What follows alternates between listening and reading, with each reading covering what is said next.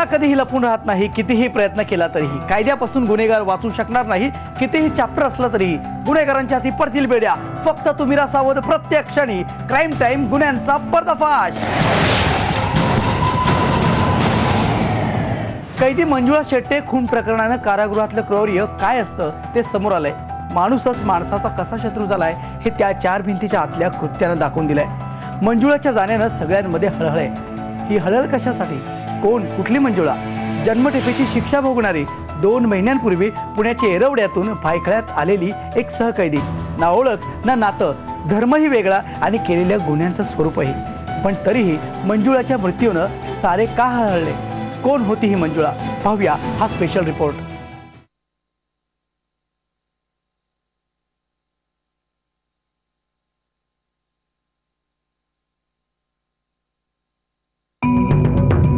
बाइकरला मैं कुछ करो ना करो, फोकट का मार तो खाने का, गाली अलग से, वो भी रोज का. लेकिन उस दिन मंजू के साथ जो हुआ वो न कभी देखा न सुना, दिमाग के बाहर था. हम छत पे नहीं चढ़ते तो शायद बाइकरला वाले मैटर दबा देते. आपको पता भी नहीं चलता जेल में खून हुआ है. कैदी मंजुळा शेट्टे खून खटल्याच्या सुनावणी दरम्यान भायखळा जेलमध्ये आणलेली कैदी रागारागानं सांगत होती. ती महिला कैदी तावातावानं बोलत होती. त्या बोलण्यात मंजुळाबद्दलचं प्रेम, आपुलकी स्पष्ट दिसत होती. मंजुळाच्या जाण्यानं सगळ्यांमध्ये हळहळ आहे. ही हळहळ कशासाठी? कारण इथं प्रत्येक जणी कोणत्या ना कोणत्या गुन्ह्यात पोहोचल्यात. पण इथं प्रत्येकाच्या हळहळीचं कारण होतं मंजुळा. कोण? कुठली मंजुळा? जन्मठेपेची शिक्षा भोगणारी, 2 महिन्यांपूर्वी पुण्याच्या एरवड्यातून भायखळ्यात आलेली एक सहकैदी. ना ओळख ना नातं, धर्मही वेगळा आणि केलेल्या गुन्ह्यांचं स्वरूपही. पण तरीही मंजुळाच्या मृत्यूनं सारे का हळहळले? कोण होती ही मंजुळा?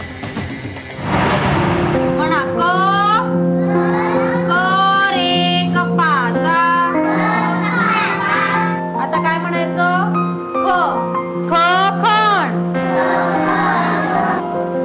तू सांग, हे काय? उभं राहा.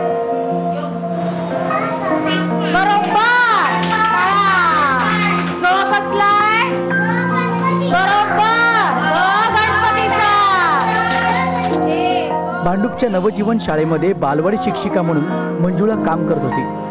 चिमुकल्यांना शिकवणं आणि आईबरोबर वेळ घालवणं तिला खूप आवडायचं. समजूतदार, प्रेमळ असा तिचा स्वभाव. चला, आज आपण काय काय शिकलो ते सगळं घरी अभ्यास करायचा. कराल ना? आई गोदावरी तसंच 5 थोरल्या भावंडांचं भांडूपच्या चाळीत राहणारी मंजुळा साधी, सर्वसामान्य मराठी तरुणी. महापालिकेच्या शाळेत शिकलेली मंजुळा अभ्यासात तशी सुमारच. 10वीत नापास झालेली. कलाकुसर, हस्तकला, योगाभ्यास आणि वाचनात तिला भयंकर गुढी होती. 10वी नंतर मंजुळानं खाजगी प्रशिक्षण घेत लहान मुलांची शिकवणी सुरू केली. त्यात ती रमूनही जायची.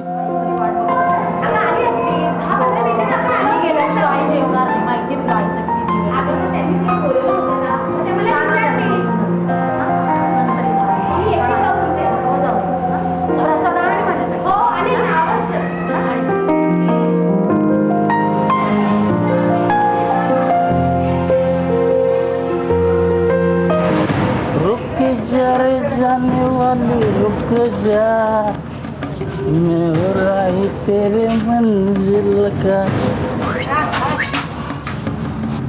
काय रे, किती दिवस झाले बघते मी तुला. हा, रोज माझ्या मागे, रोज माझ्या मागे. काय काय काय कुठे काय? मग गाणी कशाला गातोस? तुला सांगायचं मला. चप्पल बघितलीस माझी? इकडचं थोबाड तिकडे करीन, लक्षात ठेव. आणि आजपासून मलाच नाही, इतर कुठल्याही मुलीला छेडलंस ना तर बघ, तुझं थोबाड नाही लाल केलं ना, नावाची मंजुळा नाही, लक्षात ठेव. जा आता, निघ.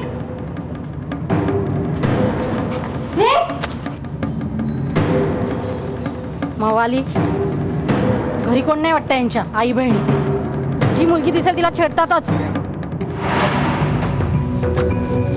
वैताग आलाय नुसता. काहीतरीच रोजचं. काय रे सारखं बाहेर खेळायला जाऊ? तुझ्या बाहेरचे का मी? तू जा तिकडे. अगं आज काय नवीन झालं? कशाला चिडचिड करतेस? कशाला म्हणजे काय? तोच तो, तुला मी सांगितलं ना, तो मुलगा. तोच आला परत मागे. अरे किती चिडचिड करशील तू. अगं आता हे नेहमीच झालंय ना, जरा आपण बाजूला जायचं, चिडत जाऊ नको. पण आता म्हणून ऐकून घ्यायचं का? तू तुझा स्वभाव जरा शांत कर. चिडचिडपणा शांतच आहे. चांगला नाहीये, तापटपणा चांगला नाहीये, सांगतेय मी तुला. ऐक पण जरा. मी मुद्दामून चिडते का? अगं हे जरा पाणी आण. आता पाणी पी, शांत हो, शांत बस जरा. शांतच कळलं ना आहे. तुला? आणि आपल्याला आपण काहीतरी तोंड देऊ शकत नाही ना, जरा शांत राहा. काय झालं रे? कशाला त्रास देतोय तुला? सर पाऊस. चल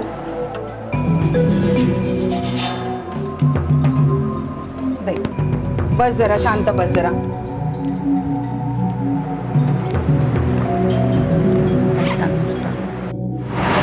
काय चाललंय तुझं सारखं रोज? पण तिच्या या आयुष्यात एक मोठा टर्न आला.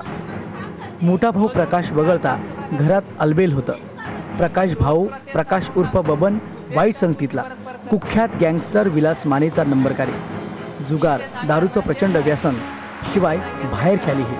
दारू ढोसून आल्यावर तो बायकोला मारझोड करायचा. काय रे भाऊ?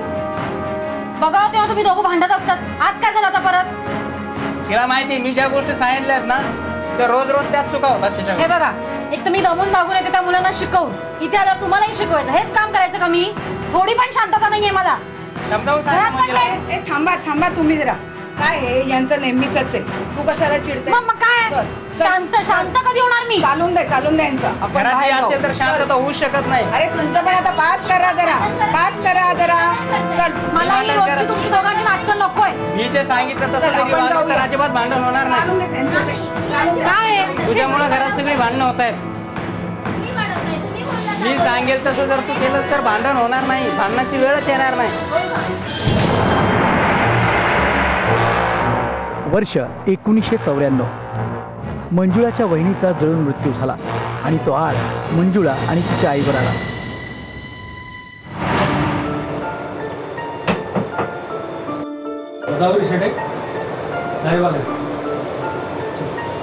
काय झालं साहेब? मी गोदावरी शेटे मी गोदावरी शेटे. काय झालं साहेब? आणि मंजुळा हो मी मंजुळा. काय झालं साहेब? पोलीस स्टेशनला चला, कळेल तुम्हाला. आम्ही काही नाही केलं. काय केलं साहेब? तुमच्या विरुद्ध पोलीस स्टेशनला जबाब आहे.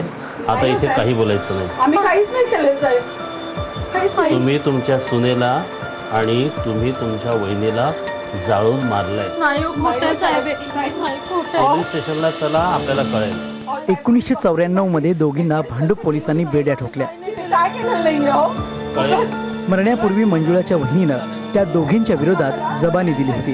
हाच मृत्यूपूर्व जबाबाचा भक्कम पुरावा दोघींविरोधात उभा ठाकला. वहिनीनं नवऱ्याच्या जाचाला कंटाळून जाळून घेतलं असंही सांगण्यात येतं. साहेब मी येते. मी येते. तिला नको. तिला नको. अगं, अगं तिला नको. नाही नको. मी तिकडे जाऊन बोला. मी येते. मी येते. साहेब साहेब. तर प्रकाश नंतरचा भाऊ अनंत यानं प्रकाशच याला कारणीभूत होता असं सांगत असल्याची माहिती मिळते. तो म्हणतो, प्रकाशला काहीही पडलेलं नव्हतं. त्याचा डोळा आमच्या घरावर होता. आम्ही अन्य भावंड कामानिमित्त बाहेर पडलेलो. घरी प्रकाश, वहिनी, त्यांची 2 मुलं, आई आणि मंजुळा. वहिनी आणि या दोघी त्याच्या आड येत होत्या. जाळून घेत वहिनी स्वतःच बाजूला झाली. उरल्या दोघींना बाजूला करण्यासाठी प्रकाशने मृत्यूशी झुंजणाऱ्या वहिनीला दोघींची नावं घ्यायला भाग पाडलं. म्हणे तू तसं नाही केलंस तर मुलांना मारून टाकेन. आईच ती. त्या परिस्थितीत मुलांसाठी तिने हा जाचही सहन केला. झालं, आमची माऊली आणि मंजुळा आरोपी झाली. भ्रष्टाचाराविरोधात मंजुळानं आवाज उठवला म्हणूनच तिला संपवण्यात आल्याचा आरोप इथल्या कैद्यांनी केलाय. नेमकं काय कारण होतं मंजुळा शेट्टेच्या हत्येमागे आपण पाहणारच आहोत. पण आता वेळ झाली छोट्याशा ब्रेकची. तुम्ही कुठेच जाऊ नका, मी लगेच परततोय. पाहत राहा क्राईम टाइम, गुन्ह्यांचा पर्दाफाश.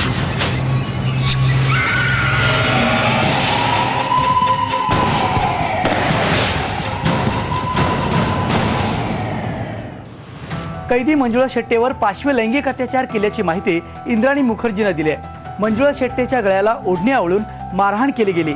इतकंच नाही तर मंजुळा शेट्टेच्या गुप्तांगावर काठीनं हल्ला करण्यात आल्याचा दावा इंद्राणी मुखर्जीनं केलाय. तिच्या बराकमधील सांडलेलं रक्त आणि तिच्यावर अत्याचार करण्याकरता वापरलेली काठी माझ्या समोर इतर कैद्यांकडून नष्ट करण्यात आली असल्याचा खळबळजनक खुलासा अण्णाभाऊ साठे महामंडळ घोटाळ्या प्रकरणी जेलमध्ये असलेल्या आमदार रमेश कदम यांनी केलाय. त्यामुळे या घटनेची सखोल चौकशी व्हावी अशी मागणी इथं प्रत्येकाचीच आहे. 3 महिन्यानंतर मंजुळा आणि तिची आई गोदावरी यांना जामीन मिळाला. मंजुळानं नव्यानं आयुष्याला सुरुवात केली.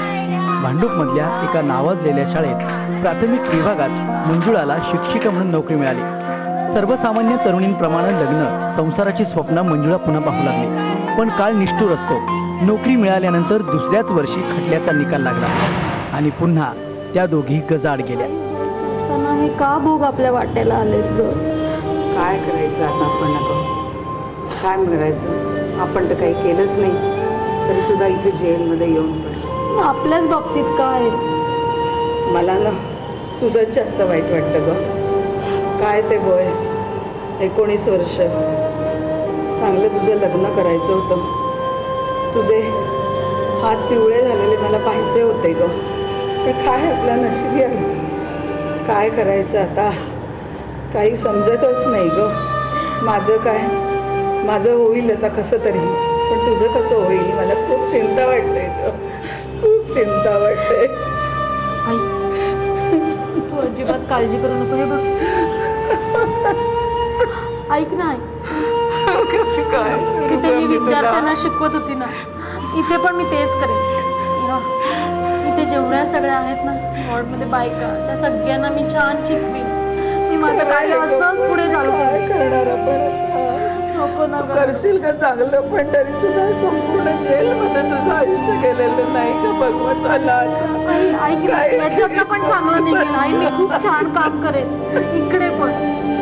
असं काय होणार आता काही कळतच नाही हो.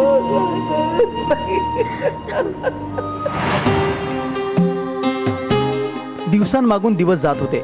जे आहे ते मंजुळानं स्वीकारलं होतं. कळलाय तुम्हाला आज जे काय मी शिकवलंय तो? उद्या जे शिकवलंय त्यातले सगळे शब्द मला पाठ हवेत. मी विचारणार आहे काय. हो. कारागृहातल्या इतर महिला कैद्यांची ती शिक्षिका झाली होती. शिस्त, सुस्वभाव आणि दुसऱ्यांसाठी काहीतरी करण्याची इच्छा यातून तिनं माणसं जोडली. तिच्या शिकवण्यातून नुसतं शिक्षण नाही तर क्रांती घडली. न्यायालयीन पत्रव्यवहार सुरू झाला. न्यायालयातून आलेला आणि करायचा पत्रव्यवहार, तक्रारी, अर्ज, त्यातला मायना, अर्थ मंजुळा सहकैद्यांना समजावून सांगू लागले. पण एकच सांगते, सगळ्यांनी माझी साथ द्यायची आहे. द्याल ना? नक्की साथ देणार. आणि तुम्ही माझ्या बरोबर असाल ना तर बघा मी काय करते. मला सगळं माहिती आहे एकेकाचं काय काय चाललेलं असते.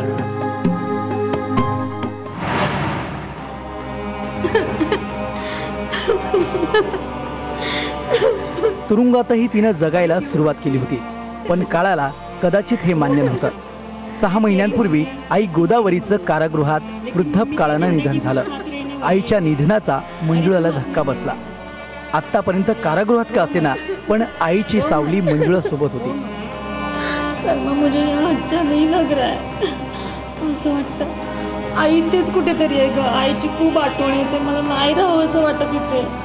मैं समझ सकती है तेरा दर्द. मेरा मन यहाँ नहीं लग रहा है.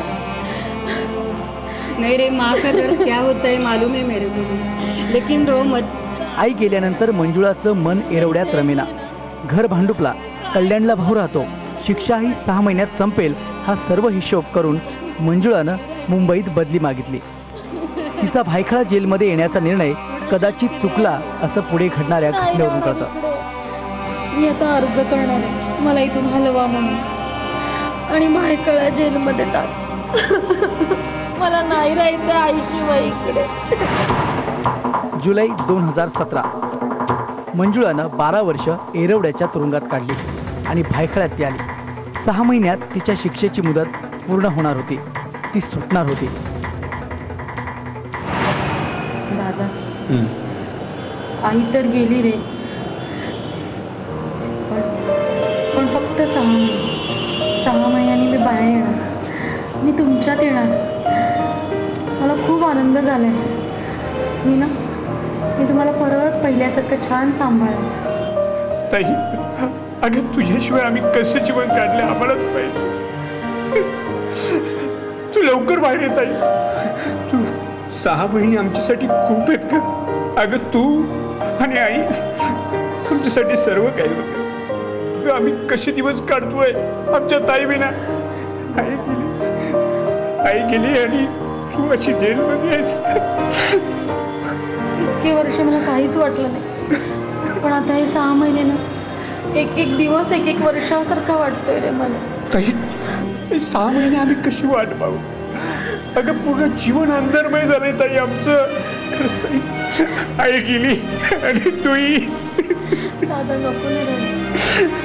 6 महिने भेटायची वेळ संपली आता. आम्हाला 2 मिनिटं. अहो माझ्या ताईला भेटू द्यावं निदान. फक्त 2 मिनिटं ताई, तू लवकर बाहेर कर. हो रे, मला पण बाहेरचं जग बघायचं. पुन्हा नवीन आयुष्य सुरू करायला होतं. चल नव्याने आयुष्य सुरू. दादा मी येणार आहे. दादा मी नक्की येणार आहे.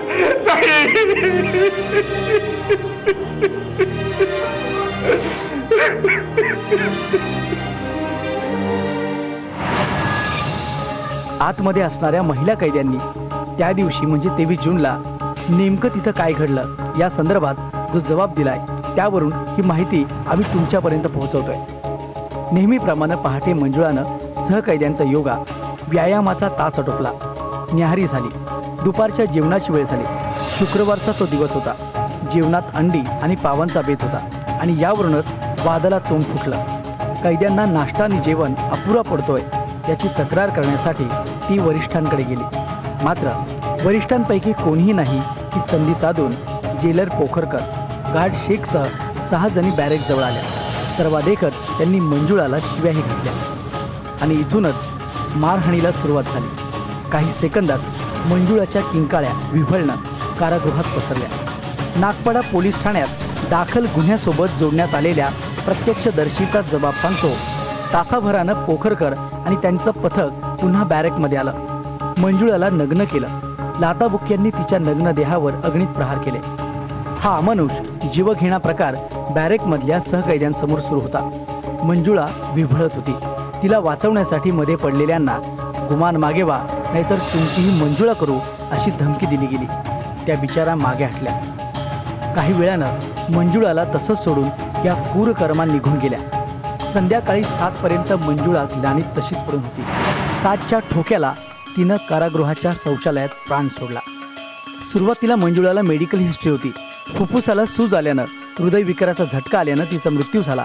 तिला मारहाण वगैरे झालेली नाही असं सांगून जेलमध्येच हे प्रकरण दडपण्याचा प्रयत्न झाला असाही आरोप काही कैद्यांनी केला. मग मात्र महिला कैदी पेटून उठल्या. महिला कैद्यांनी छत गाठलं. त्यांनी केलेल्या जाळपोळीचा धूर कारागृहाबाहेर पडला. याचं चित्रण अवघ्या काही क्षणात व्हायरल झालं आणि घडलेली घटना सगळ्यांच्या समोर आली. मंजुळा हत्याकांडाचा तपास मुंबई गुन्हे शाखेकडे वर्ग करण्यात आलाय. गुन्हे शाखेनं पोखरकरसह सर्व आरोपींना अटक केली आहे. आता त्यांच्या चौकशीतून मंजुळाच्या मृत्यूचं नेमकं कारण, त्या पुढे मागे